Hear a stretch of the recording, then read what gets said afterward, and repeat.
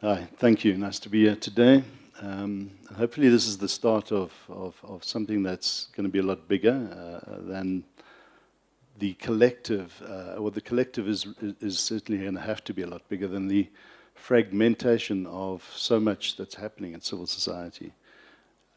When we reflected on the appointment or the election, the success of Cyril Ramaphosa in 2017, I must say at ARTA, we had to rethink our strategy, because the one question put to us is that here's a new leader in the country who got into power on the back of a ticket of anti-corruption and dealing with the inefficiencies within state.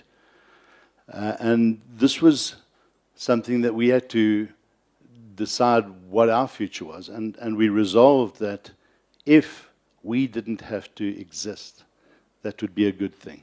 That's something we have to celebrate.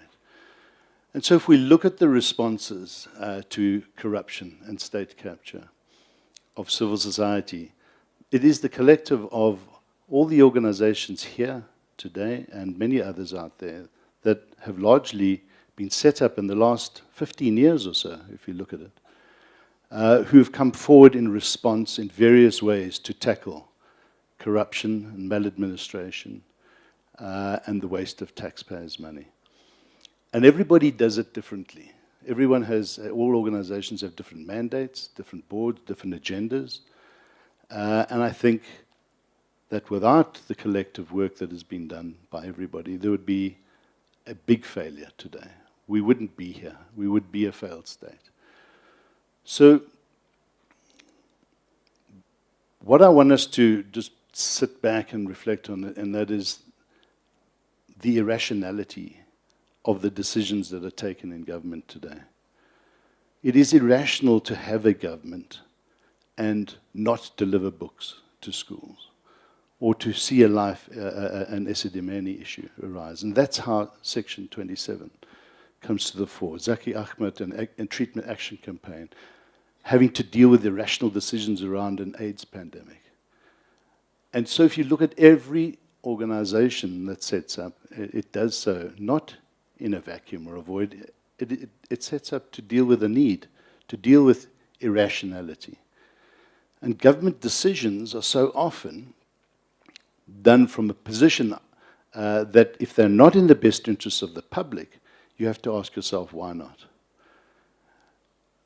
And when we look at what's happening in this country, right from when we were formed on a grossly irrational decision around e-tolls, which we can see now why it was done, the irrationality comes from two things, only two. One, ineptitude, where people cannot make decisions, they make irrational decisions because they're not able to make good decisions for the country. Or the second is corruption, or a corrupt agenda. And ineptitude in this country today, and it is rife from national to local government, is a form of corruption where political players put into positions of administration people who are not equipped to lead those roles and those positions, to be manipulated by their political masters for corrupt agendas. It's nothing more than that. And so when we start watching what is happening around that state of disaster on electricity, it was an irrational decision which had to be challenged in court because it was going to open the doors to the gross abuse of power. When we look at this football of car power ships that's been kicked around, make no mistake that, yes, we're in an electricity crisis, but to suggest that a 20-year deal that can only be set up if they're signed today in 12 to 18 months' time. The ships don't arrive and start pushing electrons into the grid tomorrow. You have to set up an infrastructure on the land side. There's a lot of work that has to be done. It's 20 years at a cost per kilowatt hour that is 6 times the current cost per kilowatt hour of renewable energy. And we have 7 to 8% of our energy mix from renewables, and Europe's at an average of about 24%, 3 times that. And we're making all the excuses, the irrational decisions, to rush into a car power ships decision that is going to hang a noose around this country and the next generations to come. That is not about a solution to our electricity crisis, which we know if the energy emergency plan is put into place, it deals with what we have to do in the next 12 to 18 months to get over this crisis. So it's a corrupt decision. It's so grossly irrational that the only explanation for car power ships is corruption, folks.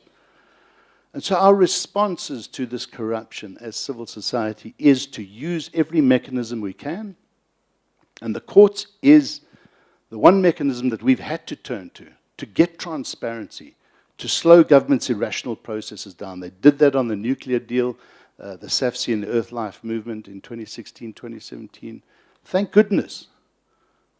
Thank goodness. A R500 billion decision then, and everybody says now, but if we had have done that then, we would have had nuclear energy here today and we wouldn't be in this crisis. That's absolute nonsense. There might have been 10% of the build so far and probably spent the whole budget by now. Seriously. These are grossly irrational decisions that have been stopped by civil society and must continue to be fought and stopped.